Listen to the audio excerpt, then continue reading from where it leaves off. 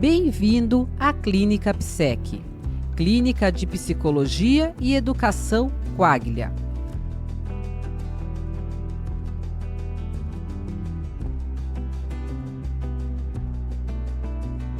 Uma clínica feita para você e para aqueles que você ama.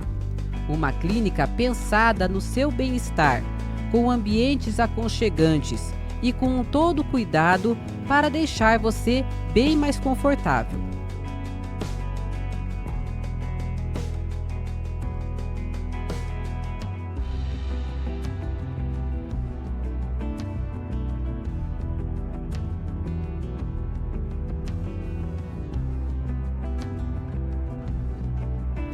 Realizamos avaliação neuropsicológica e reabilitação neuropsicológica para um acompanhamento completo da sua saúde mental e cognitiva.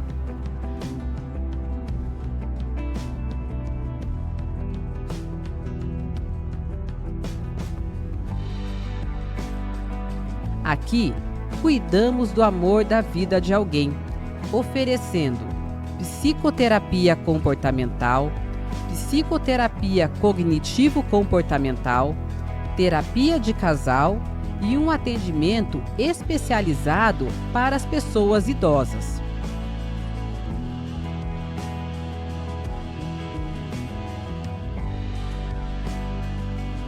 Com uma equipe especializada, trabalhamos com psicomotricidade, psicopedagogia, reforço escolar e fonoaudiologia. Todas essas áreas envolvem aspectos cognitivos que auxiliam muito o desenvolvimento das crianças, adolescentes, adultos e idosos. Nosso espaço foi pensado para o seu bem-estar, com um ambiente acolhedor e com toda a acessibilidade necessária para o atendimento das pessoas idosas ou com alguma necessidade especial. Aqui você encontra acolhimento, cuidado e dedicação.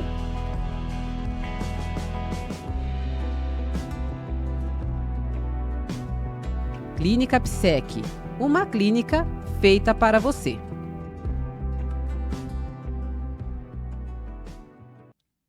Olá, boa noite, sejam todos muito bem-vindos ao Pode Estar, um podcast que é feito para você, que como a gente sempre diz, pode estar bem, pode estar mal, mas não pode estar sem você e sem se conhecer muito bem, que é esse o nosso objetivo, que você conheça, né, suas emoções, seus comportamentos, as suas reações fisiológicas, enfim, entendendo um pouquinho mais sobre você, porque na vida, né, gente, a gente vai deixando tantas vezes assim, a gente de lado para olhar o outro, olhar as outras pessoas, familiares e vai esquecendo de nós mesmos aí. Então, a ideia do Pode Estar é que você consiga pensar algumas coisas aí, a gente fala, colocar uma pulguinha atrás da orelha para pensar aí na própria vida como é que estão as coisas.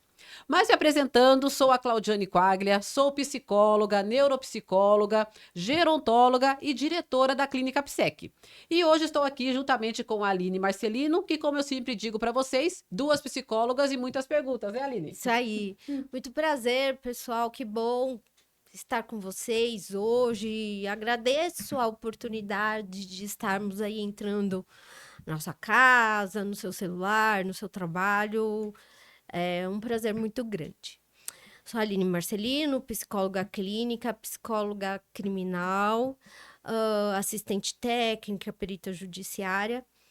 E também faço pós em neurociências, comportamento humano e hoje estou aqui muito feliz, porque a gente tem um profissional que a gente queria trazer já faz um Muito tempo.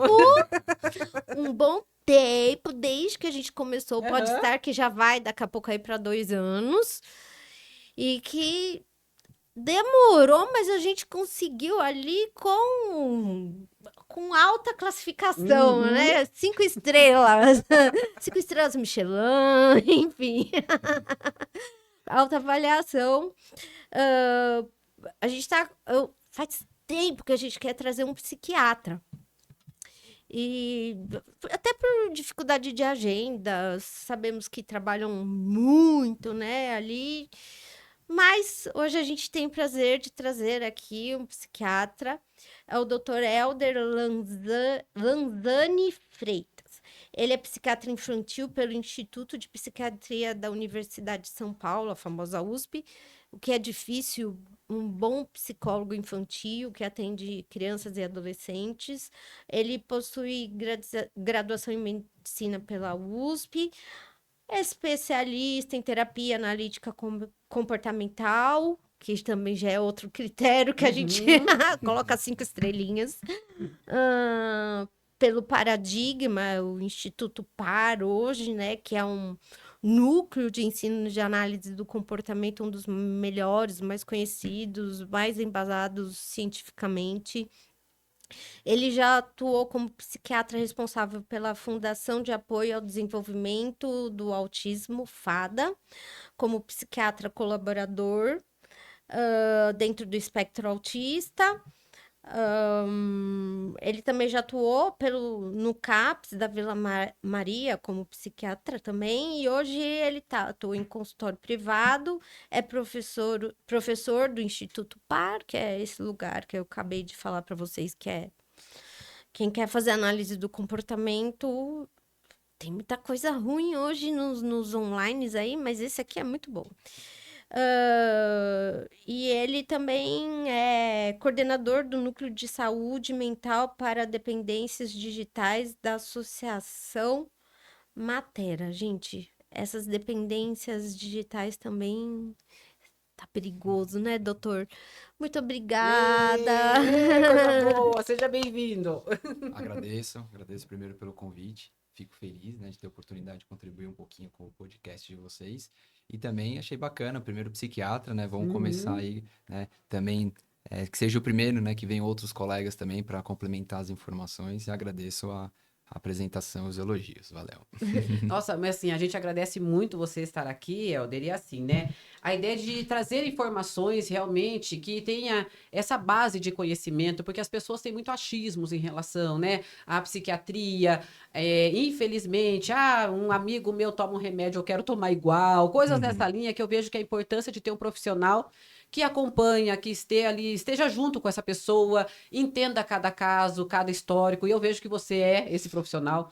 E falo isso, gente, porque eu tenho muitos atendimentos em parceria com o Helder aqui. O Helder, muitas vezes, eu tenho clientes meus que são da psicoterapia e o Helder lá da psiquiatria, a gente conversa bastante.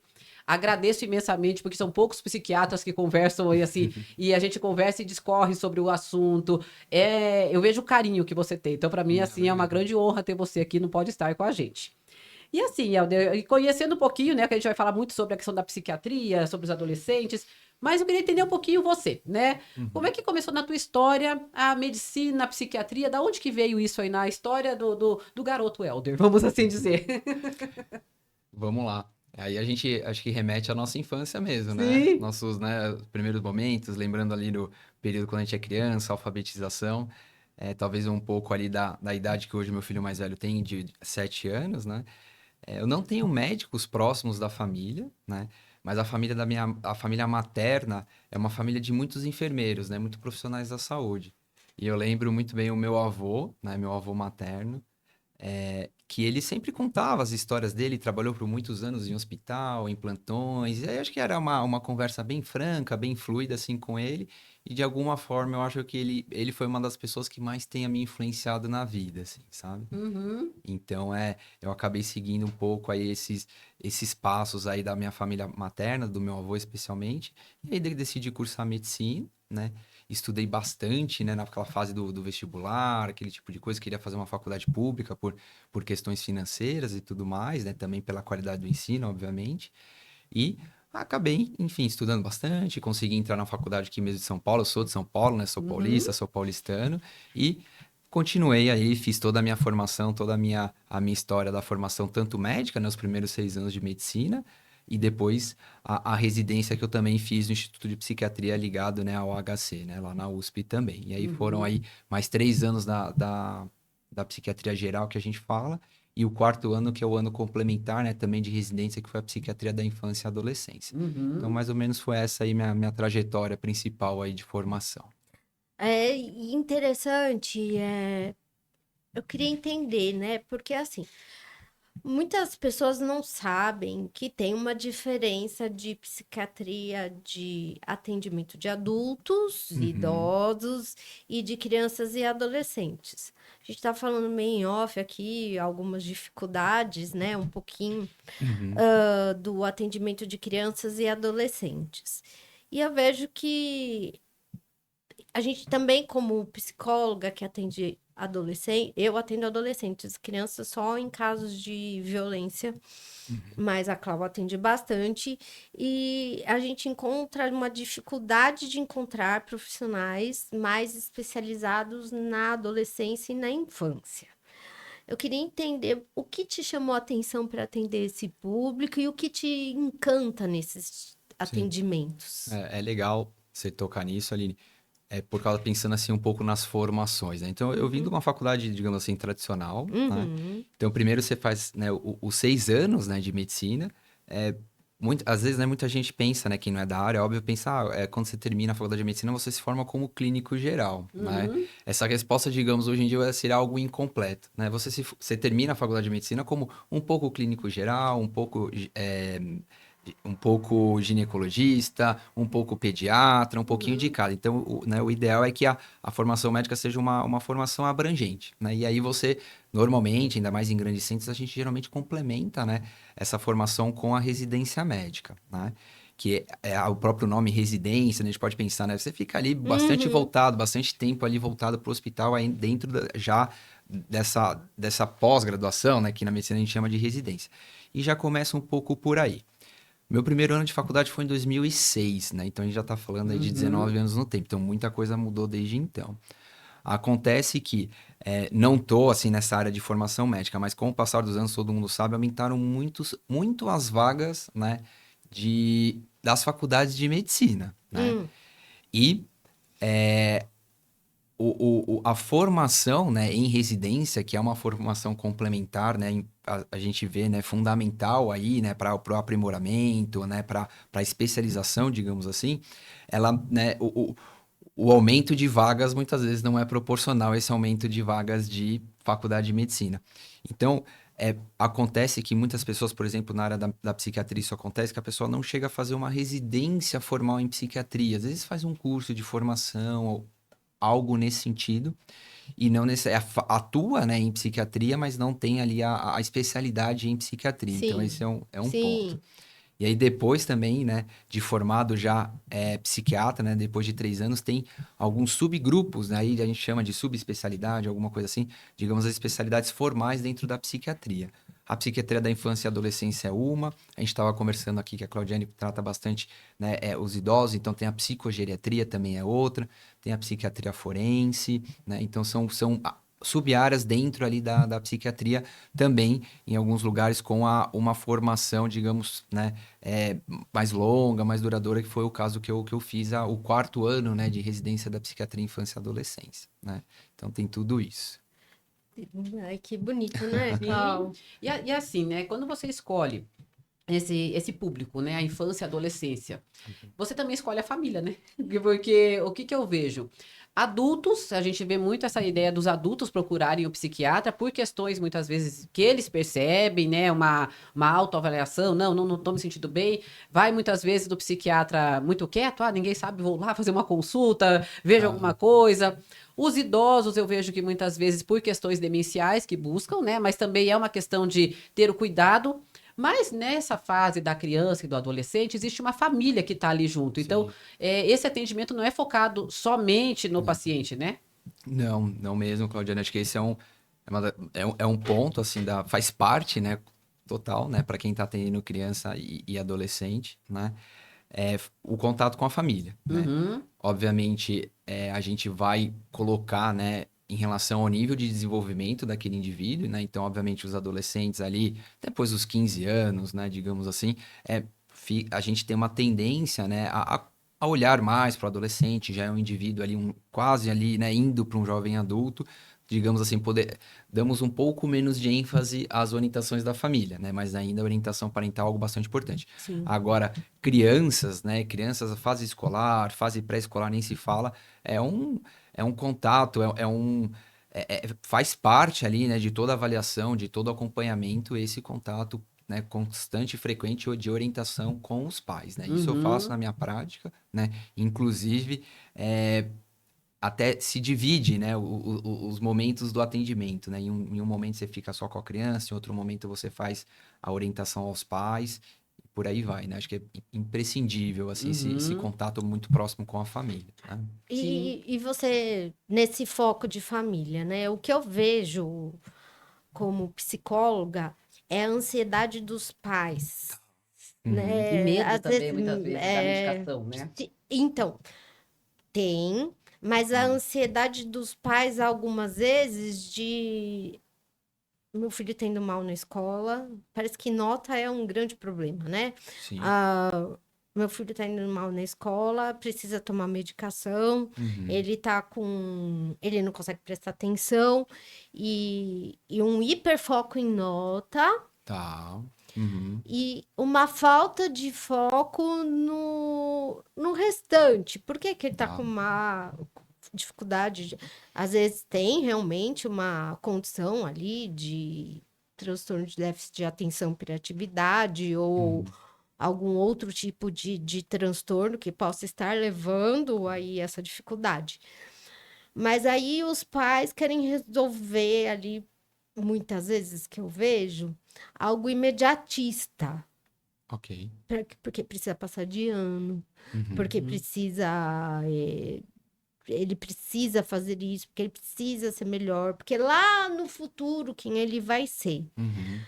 Eu queria que você trouxesse aí, diante disso, uma explicação aos pais de como é feito um tratamento, quando há necessidade, se há um tratamento que é. Alguns a gente sabe que tem algumas medicações que focam no imediato e que não precisam ser.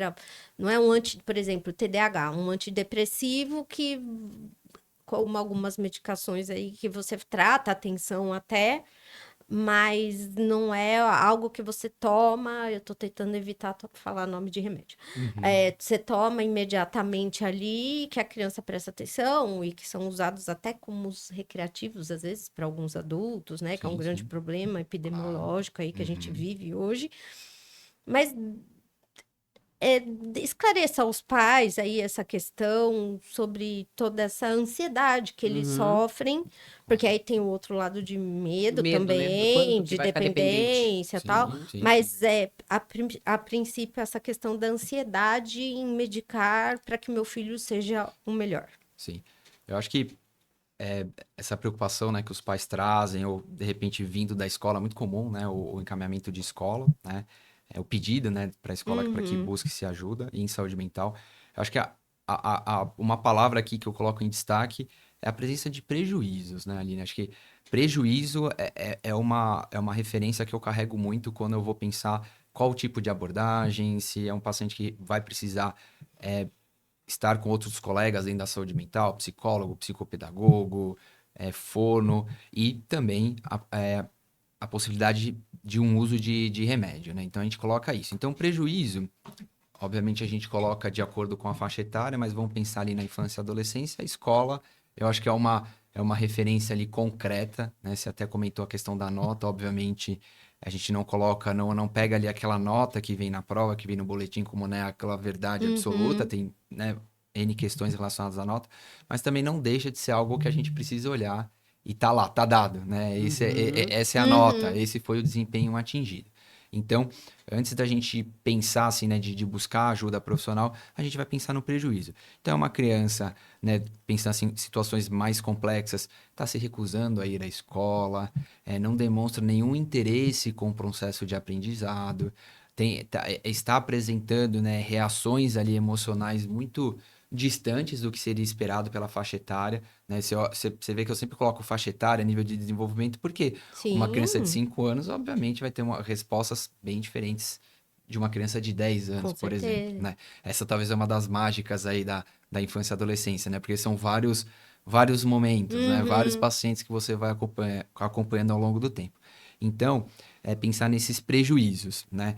Tanto, principalmente, lógico, para aquela criança ou adolescente que está ali. E aí você falou dessa ansiedade dos pais. Então, também um prejuízo que possa, digamos assim, estar permeando, está ali esbarrando naquelas pessoas que estão ao redor, né? E muitas vezes acaba que os responsáveis, né, observam uma dificuldade maior e acabam também, digamos assim, sentindo, né, aquele processo que está difícil para o filho, alguma questão ali que o filho esteja com uma dificuldade maior.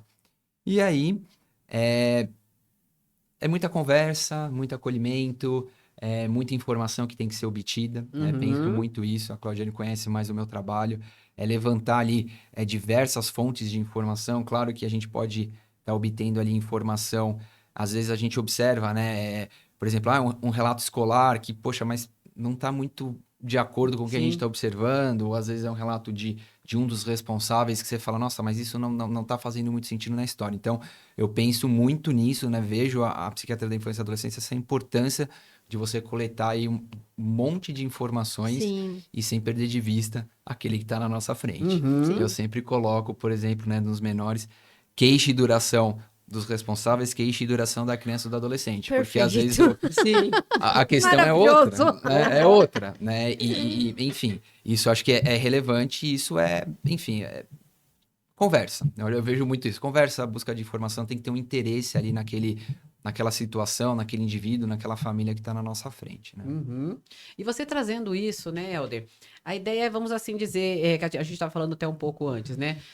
Ah, eu tenho uma hipótese, eu acho que meu filho está com algum problema, eu preciso de um diagnóstico, eu preciso de um rótulo, eu preciso de, vamos dizer assim, de um transtorno, né? Então, você percebe muito isso, as pessoas atualmente buscando, meio que pressionando você até, tipo, olha, eu trouxe aqui, porque até esses tempos eu recebi uma pessoa lá na clínica, foi lá no teu consultório, conversou com você, ela voltou muito feliz. Falou assim: meu filho tá numa fase de desenvolvimento, é normal. Não, ela falou assim: não tem transtorno. Ela tava muito feliz, né? Porque parece que ficou meio sinônimo. Vou no psiquiatra, logo tem um transtorno. Ou já saio com algum pacotinho na mão, eu tenho Uhum. tal coisa.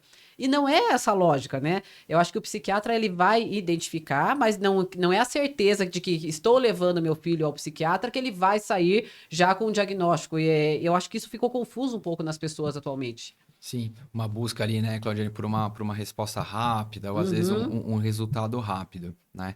Tava comentando, né, com vocês aqui, né, antes da gente oficializar, né, a gravação, a psiquiatria, eu acho que tem os dois lados, né? Tem tanto o excesso com a falta, né? Acho que talvez você esteja falando daquelas situações que as pessoas têm um excesso ali por busca de diagnóstico, às vezes variações ou dificuldades do comportamento sendo justificadas por tentando se justificar por um transtorno ou buscar ali um remédio ou uma resposta fácil para algo que pode ser, né, dentro ali de uma normalidade. Mas também ainda, né, temos a questão da falta, né? Então tem muitas pessoas que ainda têm muitas dificuldades, né, pensando em crianças e adolescentes, tem muita problemas de aprendizado, por exemplo, que não se chega, não se consegue, né, concluir um diagnóstico, dar ali uma direção melhor para tratamento, para fazer uma intervenção precoce. Então, tem os dois lados atualmente, né? Essa é a situação. Mas, essa questão, né, do diagnóstico, do que está acontecendo comigo, esse tipo de coisa, eu acho que sendo um pouco duro, assim, né, comparando com as outras áreas da medicina. A psiquiatria, a gente não tem um exame, a gente não tem um exame Uhum. definitivo. Acho que fosse Uhum. resumir é isso. A gente tenta fazer o melhor possível, né? A gente, né, por exemplo, na clínica PSEC, né, tem a oportunidade, né, de fazer, por exemplo, testes neuropsicológicos, talvez um nome importante também, né, Sim. de uma forma, né, como eu gosto de orientar os pacientes. É uma tentativa, né, importante de sistematizar um pouco mais, né, o funcionamento, as potencialidades, as dificuldades, né, mas mesmo assim é muito diferente, por exemplo, do que é um eletrocardiograma, do que é um Sim. exame de Sim. ressonância magnética. Então, infelizmente, né, a gente ainda está um pouco distante é, dessa referência biológica, né, de exame, né, desse marcador biológico para os transtornos mentais, né? Eu sou jovem, né? Eu imagino que assim, com o passar dos anos, cada vez mais a gente vai tendo é, uma referência ali de marcadores biológicos cada vez mais precisos, digamos assim, né? Uhum. E aí, voltando um pouco para sua pergunta, né? Acho que essa é a linha, né? É muito interessante, assim, vai passando. Eu me formei, né, na psiquiatria infantil em 2017, né? Então já faz 8 anos. tenho a oportunidade, né, a grata oportunidade de poder também já acompanhar, né, algumas... Ontem mesmo no consultório, né, chegou uma garotinha, ela fez 14 anos há 2 dias, assim, né, como que era... No começo do acompanhamento eu via praticamente uma criança, agora eu já tô Sim. vendo uma moça, né, como isso muda, como as dificuldades mudam, algumas se mantêm, mas muita coisa vai mudando, né, o quanto que hoje a gente chama, né, tenta englobar, muitas vezes dar um nome, né, uma direção, por exemplo, óbvio, né, o transtorno do espectro autista, né, por esse próprio Uhum. nome, ou mesmo o TDAH. Se você for ali no detalhe, né, quantas similaridades, né, se apresentam em casos Sim. de TDAH com casos do TEA, Aham. né? Isso é impressionante. Ainda a gente não consegue, né, diferenciar exatamente uma coisa da outra, né? Uhum. E eu ainda, né, lógico, né, puxando um pouco a brasa para minha sardinha, a ideia, né, de você expandir, né, por exemplo, isso fica muito claro na questão do espectro autista, né, quando você expande, né, a possibilidade de um diagnóstico, você aumenta muito, né, a possibilidade de uma intervenção precoce, Uhum. né, eu Sim. acho que esse é um tema muito sensível, né, então, de um modo geral, faz sentido, digamos assim, essa busca pelo diagnóstico, tentar entender algumas dificuldades, né, sem deixar de respeitar ali, né, alguns exageros, algo desse sentido, né. Uhum. Sim. Doutor, uma vez a gente estava falando. Ah, o dia que a gente entrevistou a diretora, a Fabiana, diretora da Fundação Casa lá de Uhum. Osasco, eu fiz um comentário que depois a gente gerou um corte e que o povo me xingou horrores nas É. redes sociais, no Instagram. Mas eu queria aproveitar a tua oportunidade aqui para esclarecer um ponto sobre um transtorno que é de personalidade, Uhum. né? Antiga psicopatia, que hoje no DSM o CID trata como sociopatia, né? Isso. Se eu Transtorno de estiver... personalidade antissocial. É. Uhum. Uhum. E aí eu comentei ali nesse corte que eu falei assim, criança não é diagnosticada como psicopata, sociopata, né? Uhum. Criança, adolescente, porque é um transtorno de personalidade. Antes a gente dá um diagnóstico de transtorno de conduta, né? Porque justamente a personalidade ainda está em formação. O pessoal fala, então, olha não sei quem, olha fulano, né? Realmente, o transtorno de conduta, ele tem alguns sinais que sinalizam realmente que vão para um lado mais perverso, assim, né? E Sim. eu queria aproveitar a oportunidade que você esclarecesse Uhum. e desmistificasse ali por que que não pode diagnosticar menores de 18 anos com transtorno de personalidade, porque eu acredito que às vezes os pais ficam muito angustiados também, né? Será que o meu Uhum. filho é um psicopata? Será que o meu filho é isso, né? Então esclareça aí. E até pegando um gancho, né? Antes do conduta, tem o TOD, que é o opositor desafiante, que ali as pessoas já vêm assim. Já recebi gente 2 anos e meio, acho que meu filho é TOD, né? Então, opa, Aham. é uma criancinha, né? Sim, Mas assim, já vem por causa que as pessoas têm uma lógica, uma ideia de comportamento e assusta. Pensar assim, nossa, se já está apresentando algo, vamos entrar, vamos medicar, vamos ajudar. Eu acho que é um caminho que é uma das maiores dúvidas que a gente recebe no consultório, o TOD, o transtorno de conduta, o antissocial, toda essa parte que vem, parece que é uma linha, né, que as pessoas começam a olhar e dá um certo medo, né? Como que vai ser esse caminho? Daí que a gente quer a tua ajuda realmente. e a falta de conhecimento sobre o transtorno de conduta, Uhum. porque não é, o TOD já é um transtorno mais falado, mas transtorno de conduta eu vejo que não é muito conhecido, né? É um transtorno que sofre pela ignorância no sentido de falta de conhecimento. Um pouco mais desconhecido, né? Uhum. Então, antes, né, de entrar propriamente nesses nomes, né, acho que vale a pena a gente pensar, né, a gente tá falando de nomes, né, o TOD, né, transtorno de conduta, transtorno de personalidade, a gente se baseia muito pelos manuais estatísticos, né, Uhum. Aham. pensando bastante na DSM-5, né, que coincidentemente foi meu primeiro ano de residência, foi lançado em 2013, né, e mais recentemente, né, a atualização da CID, né, Código Internacional de Uhum. Doenças, a CID-11, né. Esses manuais, a gente, né, descreve eles, a gente vê eles como uma tentativa, né, é muito válida, óbvio, né, de sistematizar, né, esses nomes para facilitação de comunicação, para fins burocráticos de convênio, né, porque o CID, né, coloca aquele nome, né, a partir aquele código, né, da doença, aquele número, né, a partir daquele número você consegue até para fins epidemiológicos, de convênio, uma série de Sim. situações, né, de possibilidades que tornam aquilo, a linguagem entre os profissionais de uma forma um pouco mais clara. Acho que essa é a tentativa desses manuais que estão Uhum. tão no dia a dia. A gente fala esses nomes, né? E, obviamente, a gente não pega ali, né? Esses nomes têm os seus poréns, digamos assim, né? Uma das questões, né, que eu trabalho, que eu também tive a oportunidade de ter contato durante a minha formação, continuo com um grupo de estudo, por exemplo, a questão da psicopatologia, né? Quando a gente vai entender o indivíduo, né, de uma forma particular, né, de uma forma um pouco mais profunda, né? Cada indivíduo naquele sentido de indivíduo de uma forma única, né? A gente estando ali em contato com eles. E aí, os nomes, né? Esses nomes saem um pouco da referência, né? A gente está falando Uhum. de cada pessoa por pessoa, né?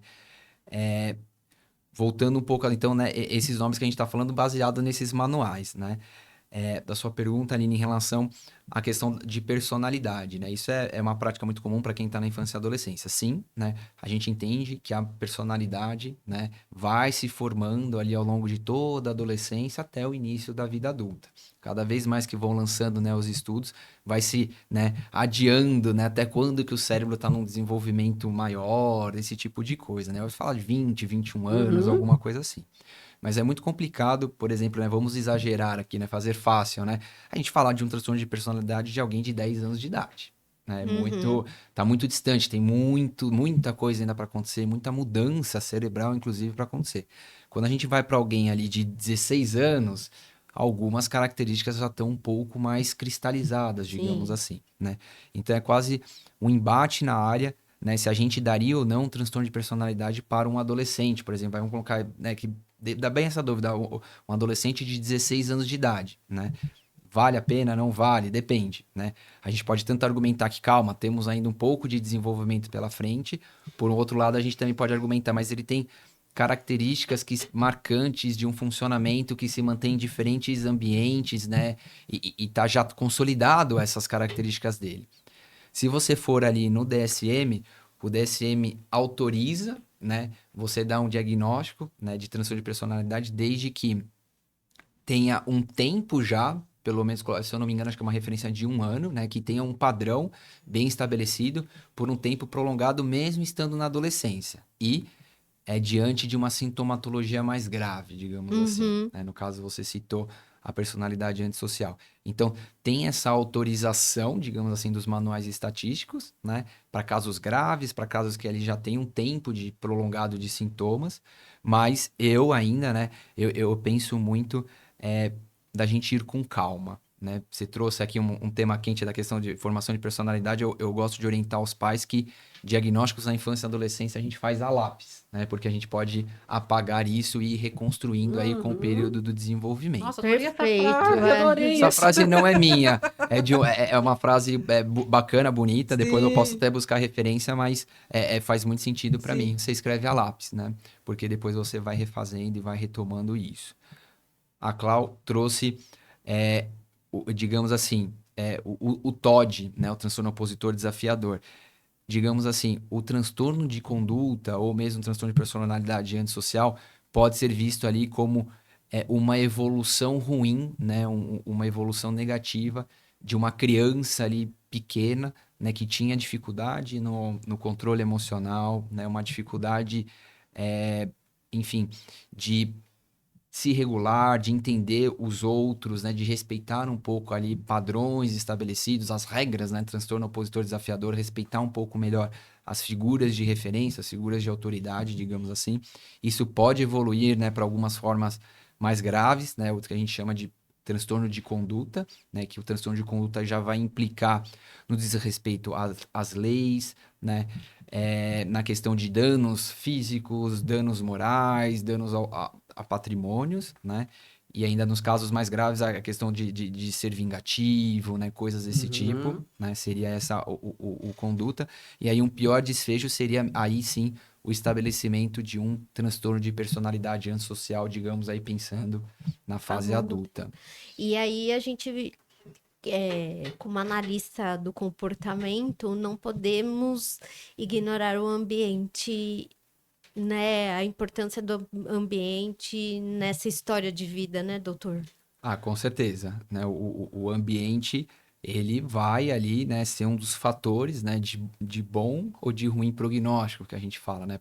O ambiente pode ser tanto fator protetivo, quanto fator ali de manutenção, até de perpetuação de sintomas, né?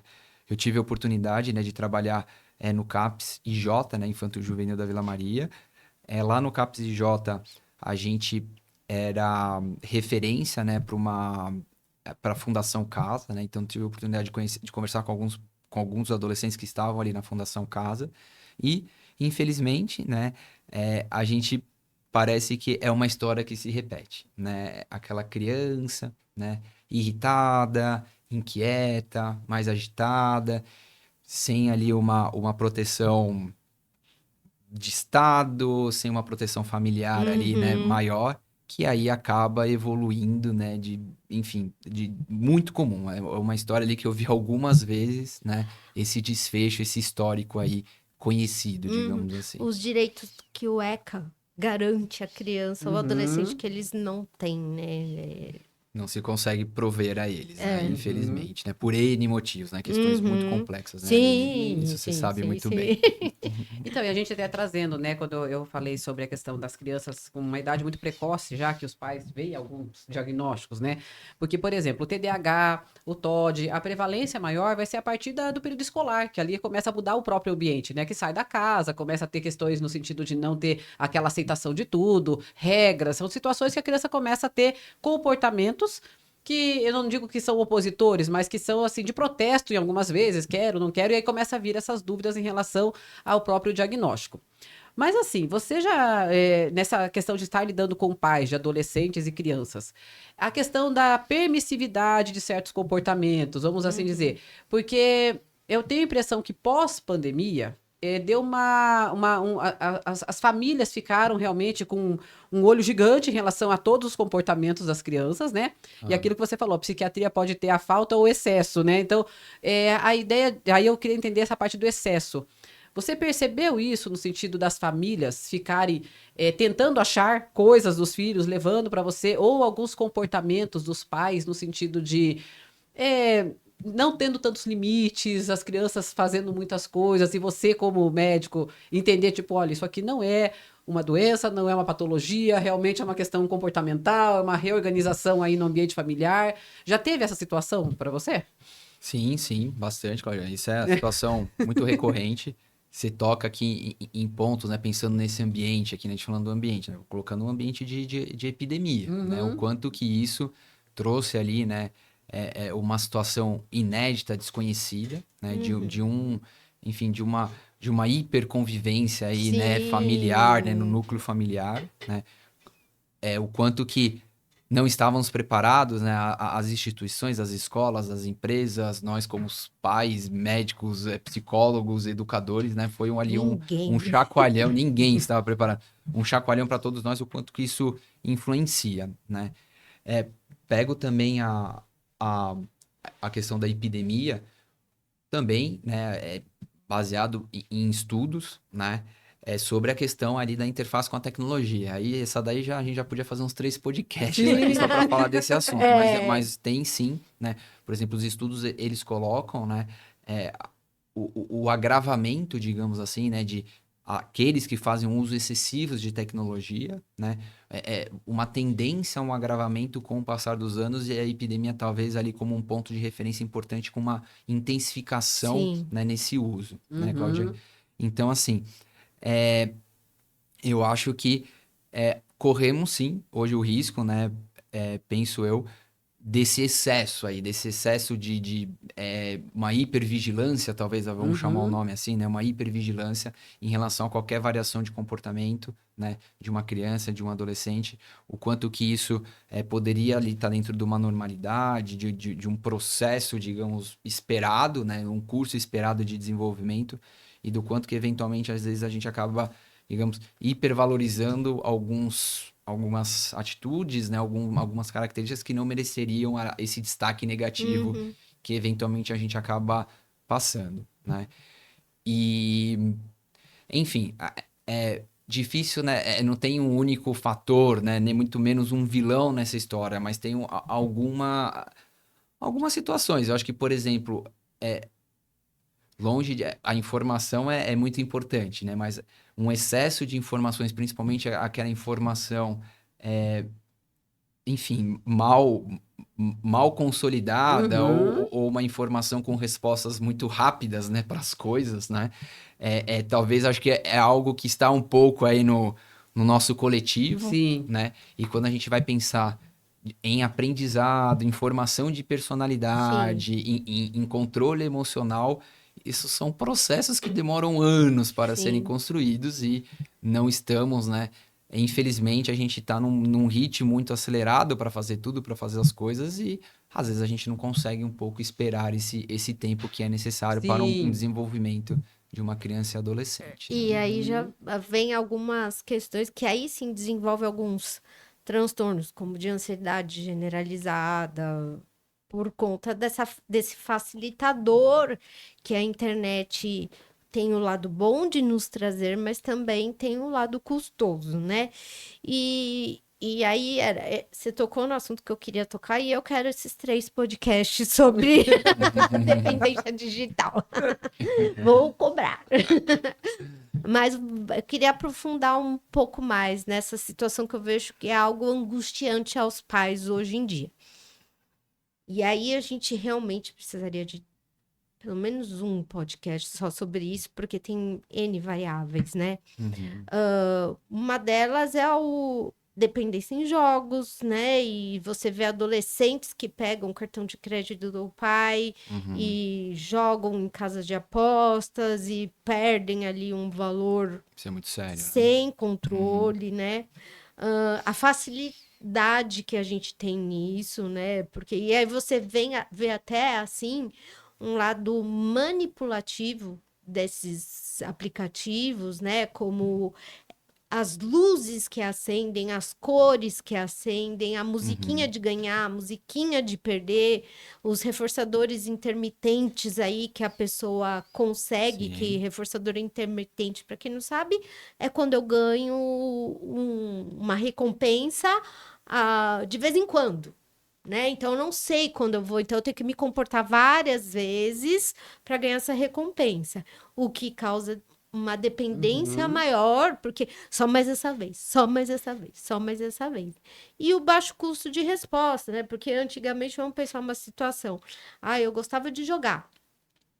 Beleza. Acordava de madrugada, nossa, eu acho que hoje eu vou ganhar na loteria.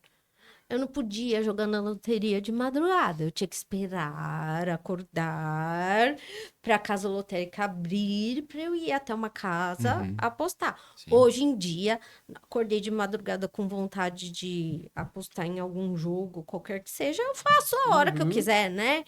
Então, eu vejo até uma epidemia, não sei se a gente pode classificar como epidemiológico, mas eu gostaria que o senhor esclarecesse. Senhor, não você, né? Posso falar você, né? Claro. Esclarecer costume, né? De sim. doutor, senhor.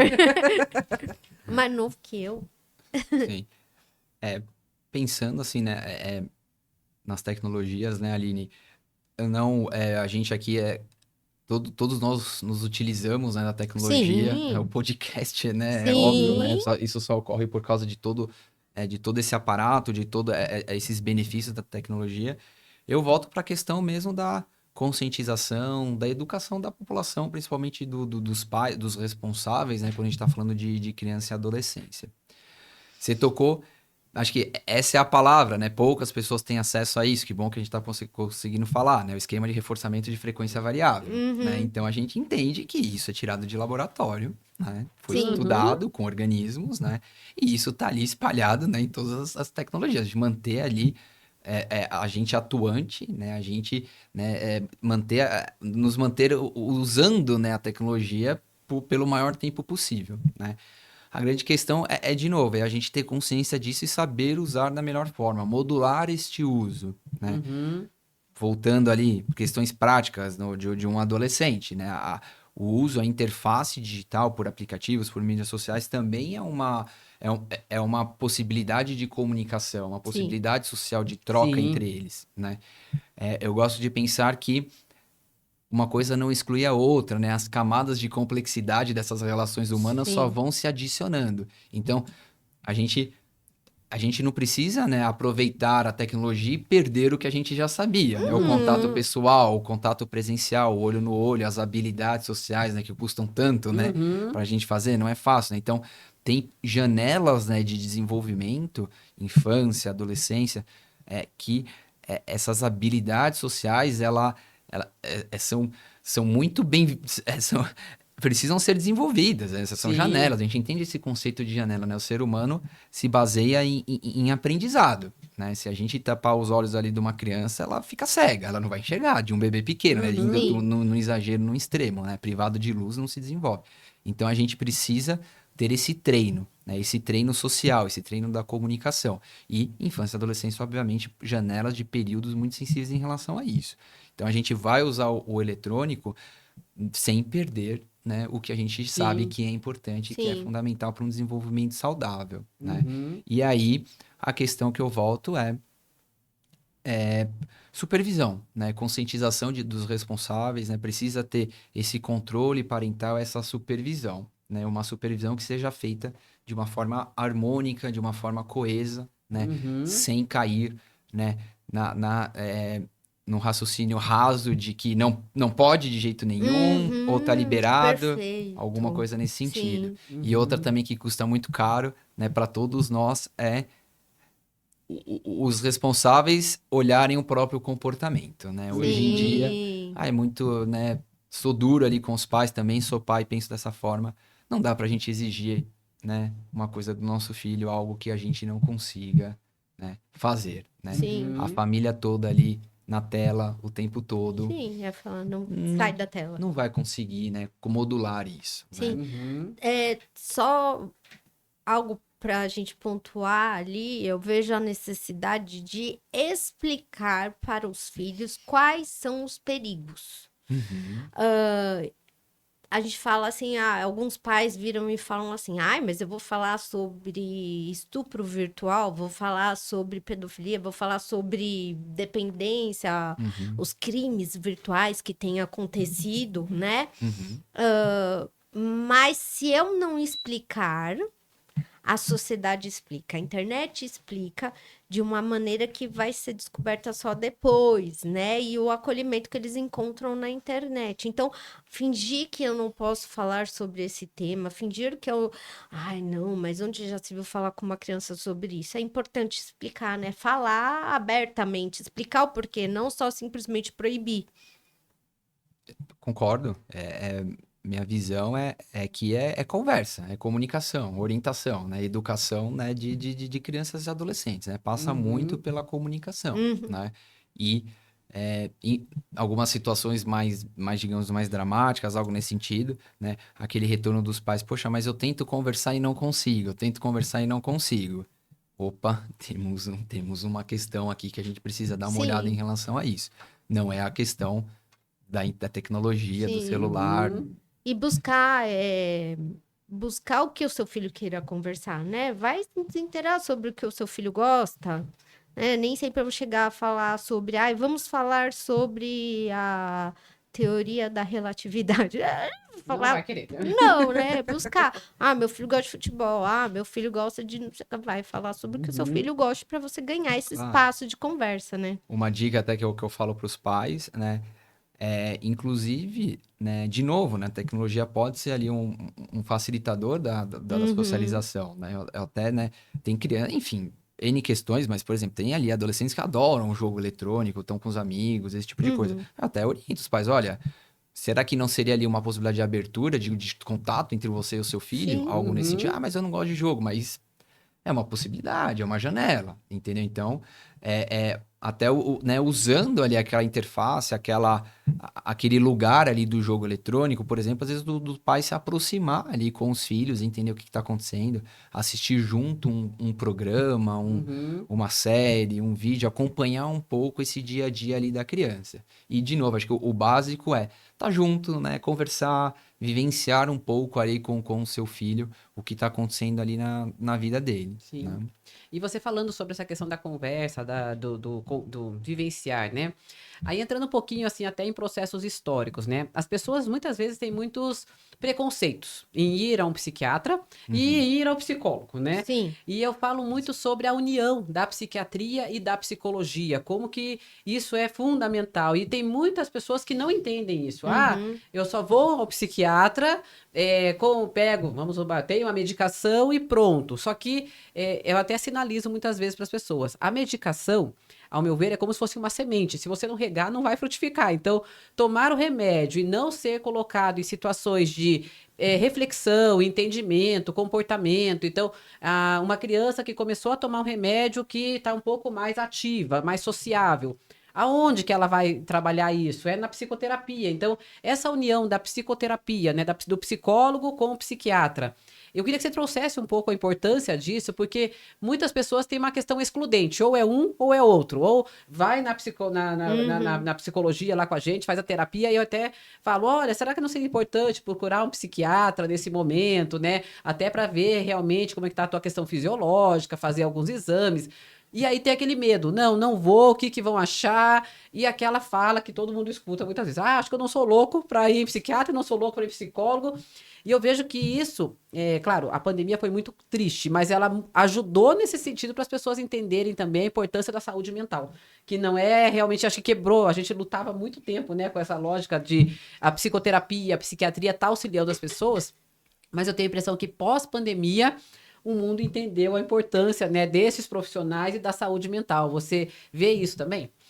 Sim, sim, Claudiane.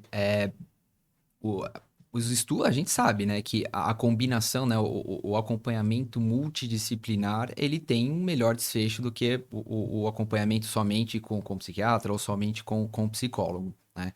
É, sou um pouco, né, enviesado por trabalhar com criança e adolescente, quase impossível, né, eu pensar ali, de eu acompanhar um caso que só passa somente com psiquiatra infantil. Geralmente é um time, aí um grupo de Uhum. profissionais ligados, tá?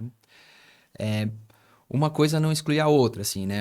Para alguns casos, né, de doenças, de transtorno mental, né, pode-se pensar na possibilidade do uso de medicação, né? E Uhum, para mim, eu acho que é muito limitado, né, o poder, digamos assim, né, somente de um remédio dentro, né, do campo de saúde mental da psiquiatria.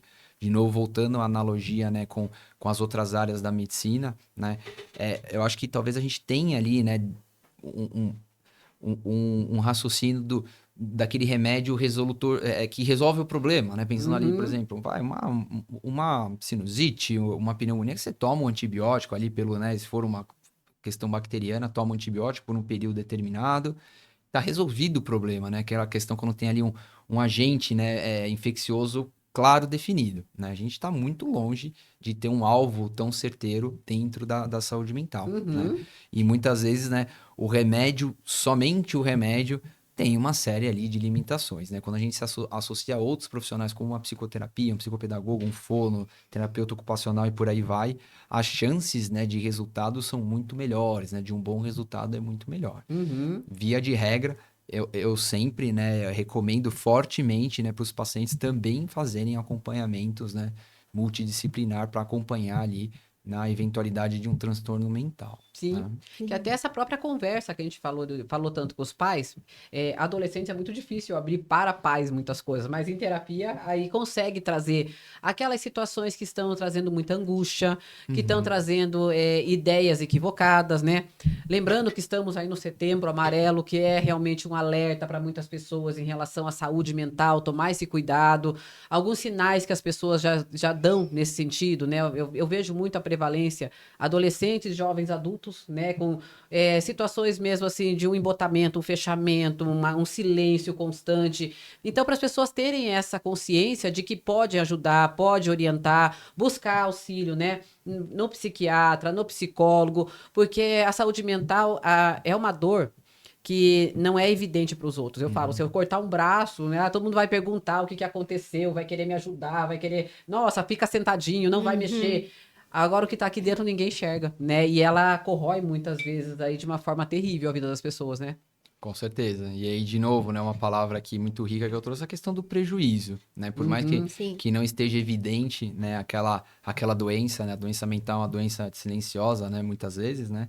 É, pensando mesmo no funcionamento daquela pessoa, né? Do quanto que, por questões emocionais, né? A pessoa não está conseguindo atender as atividades, o dia a dia, né? No caso, crianças e adolescentes não tá conseguindo atender as expectativas escolares, é uma criança que está no isolamento social, não está conseguindo realizar outras atividades, né?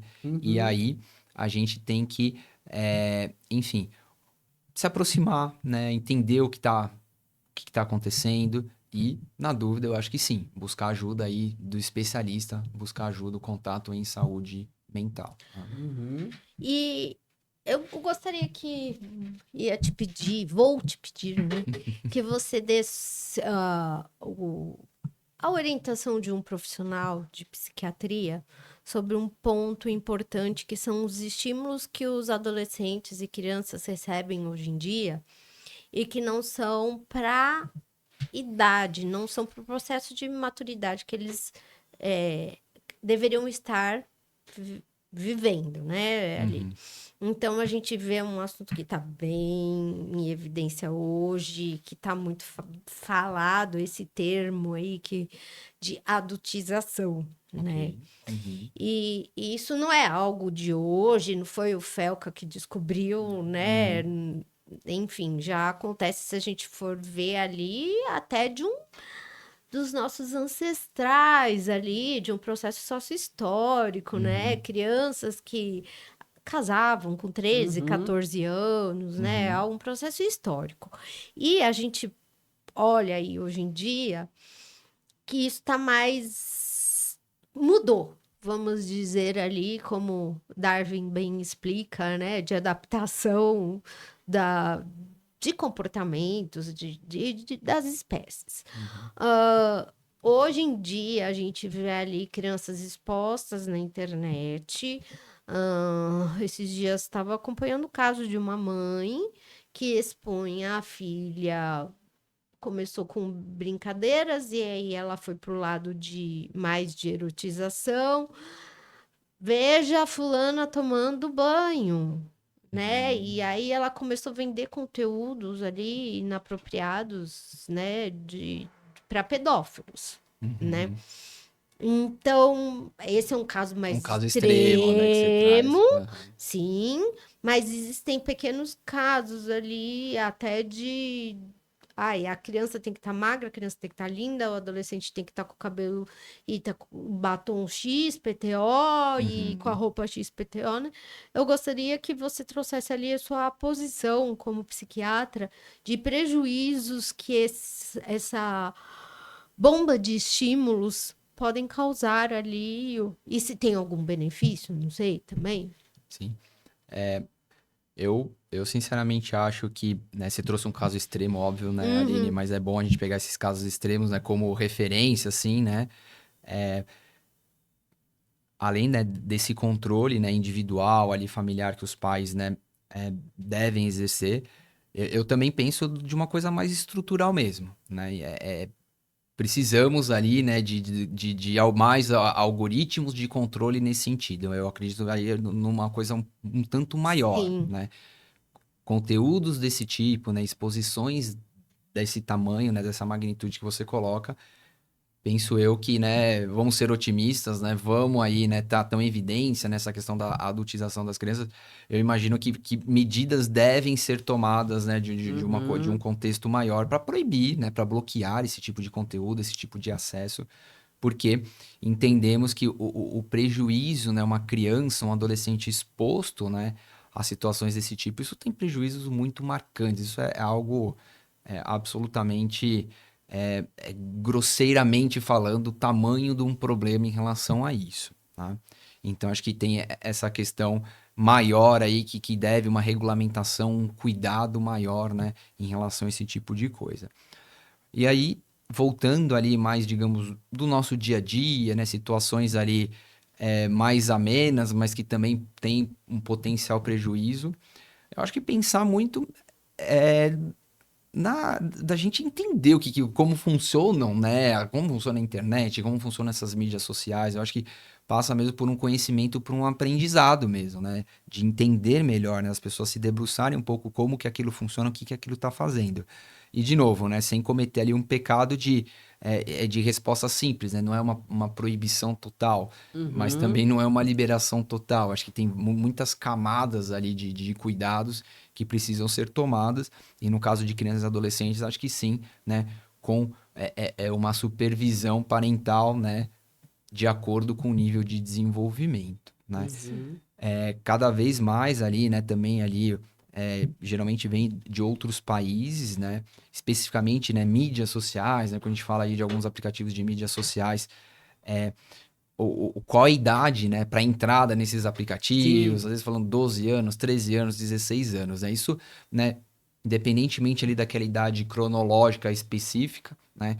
Isso vai depender muito, né, de que criança que a gente está falando, qual criança, de qual adolescente, qual nível de desenvolvimento, como que é aquela dinâmica familiar, tá? Uhum. E cada vez mais, eu preparei aulas recentes de um curso sobre dependência tecnológica, cada vez mais acho que fica evidente também quando a gente parte, né, de populações, né, de adolescentes e crianças que já têm algum tipo de dificuldade, né, por exemplo, vamos pegar aqui um tema quente, TDAH, por exemplo, aqueles adolescentes que têm TDAH e fazem mais uso, né, de telas, de tecnologia, apresentam uma sintomatologia maior, né, dos sintomas das dificuldades. Então, para Uhum. algumas populações, muitas vezes as populações que estão aqui no nosso consultório, digamos que requer ainda um cuidado adicional, digamos assim. Sabe? Sim. Sim. Então, você falando isso, né, quando você fala sobre o TDAH e essas questões relacionadas com as tecnologias, eu não sei, eu escuto muito isso, né?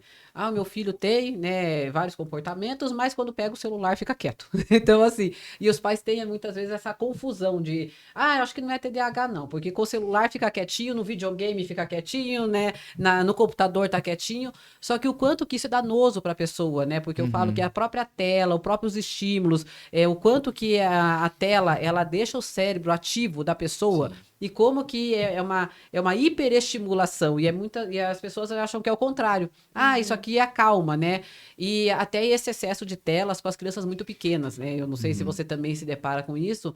Crianças 2 anos antes até, com as telas que daí fecha todo aquele comportamento no sentido de experimentação do mundo. Então a criança poderia estar gatinhando, mexendo, batendo panelinha, fazendo. Não, tá com uma tela e para de ter a coordenação motora, para de ter as sensações que o mundo traz para ela devido a esse excesso, né? E depois vem aquela questão da consequência, um fechamento, uma não socialização. Uhum. Isso a gente consegue perceber muito. Então, trazendo muito sobre a questão de comportamento.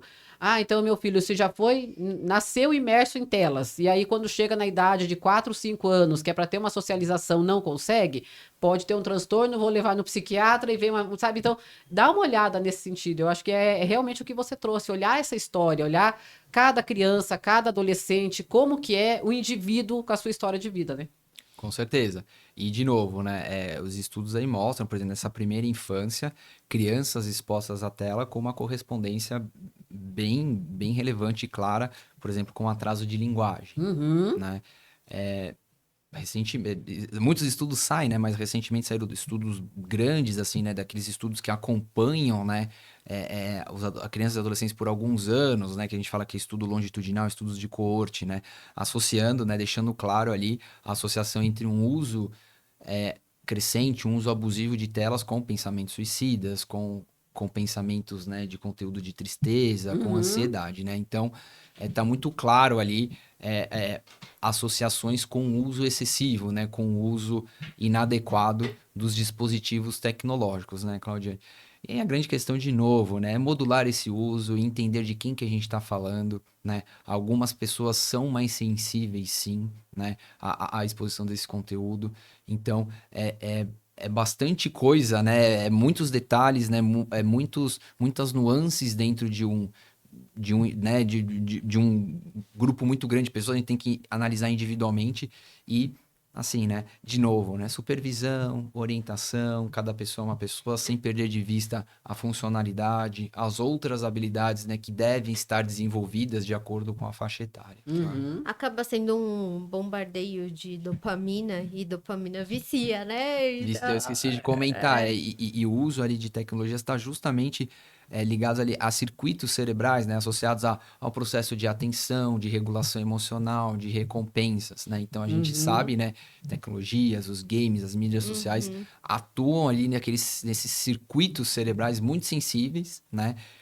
E que estão em pleno processo de Uhum. desenvolvimento ali na infância e adolescência, e para que e subgrupos específicos, né, de população já tem, digamos, alguma dificuldade maior, né, dessa regulação toda, podem ali ser mais vulneráveis aos Uhum. efeitos negativos de um uso excessivo de tecnologia, né? Sim. Eu preciso tocar num assunto que eu pego bastante, pego com certa frequência em consultório, justamente por conta da minha linha de atuação. TEPT, transtorno de estresse pós-traumático. A gente já fez até um Uhum. podcast com o Dr. Carlos Asnar, professor, é, pós-doc em psicologia. Mas o TEPT, o transtorno, né, de estresse pós-traumático, causa inúmeros prejuízos. Tem estudos que falam até em metilação genética, né, Uhum. de crianças que foram expostas a situações adversas, né, o que a gente chama de VIs, violência, violência infantil, né, contra a criança. E se não tratado, isso se torna um grande prejuízo ao longo da vida, né? Às vezes parece que, ai, não, agora nesse momento não vejo nenhuma consequência, mas lá na vida adulta pode ser que traga, né? Uhum. Gostaria, por favor, que explicasse um pouquinho sobre a necessidade de proteção à criança, ao bem-estar da criança. Criança não é para trabalhar, criança não é para sofrer maus tratos, criança não é para ficar à vontade com pessoas. A gente tem que estar de olho em comportamentos, porque às vezes não necessariamente, e isso é importante falar, né? A violência contra a criança, ela não acontece apenas em ambiente que a criança com desconhecidos. 80% a média é dentro de casa, dentro de um ambiente que os pais estão entendendo como seguro, né? Então, eu gostaria que você pudesse falar um pouquinho sobre aí o TEPT. Acho que é interessante, né, pegando a questão do TEPT, né, o estresse traumático, o transtorno do estresse pós-traumático, né, a criança, o adolescente exposto ali a uma situação de violência muito grande.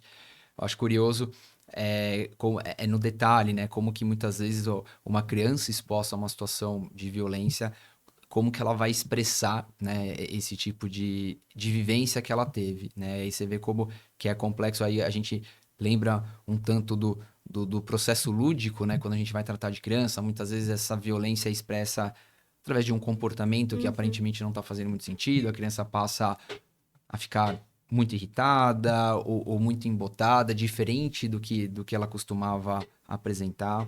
Às vezes as brincadeiras, né, passam a ter ali características estranhas de conteúdo de violência, Uhum. conteúdos sexuais, né? Muitas vezes se expressa através de uhum, desenhos, né? Sim. Aquelas situações bem negativas, né? Então, acho que é interessante, né? Como que cada indivíduo vai expressar de acordo ali com a faixa etária, né? E Aline, situações desse tipo, a gente, né, sabemos o quanto que os impactos negativos a nível até de desenvolvimento do cérebro, de mudanças ali de arquitetura cerebral, exposições, né, o estresse tóxico, né, um estresse tóxico continuado, né, um estresse excessivo, né, na infância e adolescência, é um fator ali preditor, infelizmente, né, de transtornos mentais na vida adulta, com certeza. Que impacta bastante, né? Impacta, é. E, nossa, eu sinto como eu tô feliz, né, do Helder estar aqui com a gente, falando, esclarecendo tantas coisas. Já estou falando assim porque já está chegando o nosso horário, infelizmente, né? A gente vai ter que ter um encontro só do digital aqui pra gente conversar mais sobre isso, gente. Mas sinalizando, né, que a importância de a gente olhar a saúde mental, que nem você falou, é uma dor que não é exposta, mas que acontece de uma forma avassaladora na vida das pessoas. Não é algo, vai passar, deixa, principalmente na fase da infância e da adolescência, o quanto que isso vai ter uma repercussão na vida adulta se não olhar agora com cuidado. Eu vejo que você deixou muito claro aqui a importância dessa prevenção, desse cuidado, né, no início, para que a gente possa realmente ter adultos, né, ter pessoas na vida que não precisem ficar realmente sofrendo com tantas questões aí de saúde mental. Então, acho que a tua participação aqui foi fundamental aí para a gente hoje.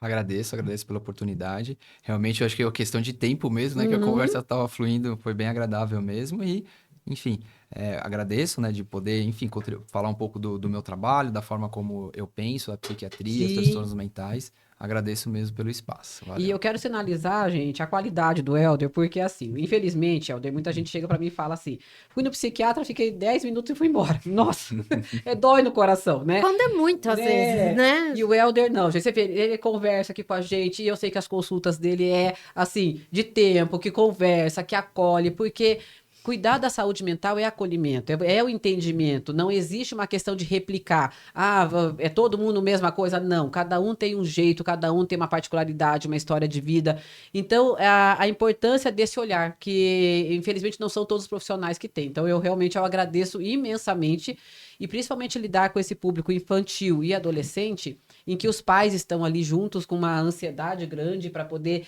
que todo mundo quer o melhor, né? Mas que tem esse entendimento, que poucas vezes a gente consegue ter esse entendimento, tanto que para mim, psiquiatra, que demorou muito, né? Como é difícil, então é assim pra gente uma vitória ter ele aqui hoje, né, Aline? Sim, sim. É importantíssimo. Eu que sou a chata, que todo programa eu falo, né?